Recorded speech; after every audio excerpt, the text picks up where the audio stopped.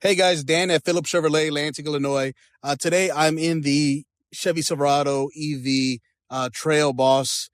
This thing is immaculate, very beautiful, a lot going on as well. But I did notice something. This Trail Boss does have heads-up display, very nice feature on the new Chevy Silverado EV. But I did notice that there is no button for it. Usually on the Chevy Silverado, it would have been somewhere around here. But we have to go over here to the infotainment system. We got to click on controls, and here it is, heads up display. And here you're able to activate the brightness, the height, and the rotation of it here. So let's go ahead and make it brighter, see if we're able to get it.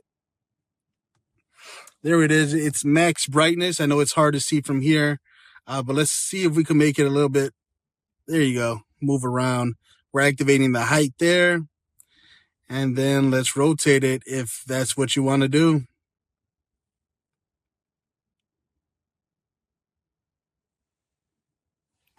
All right, guys. Well, that's how you activate your heads-up display on the new Chevy Silverado EV. If you have any questions, feel free to reach out to us here at Phillips Chevrolet, Lansing, Illinois, 708-474-0000, extension 622. Thanks.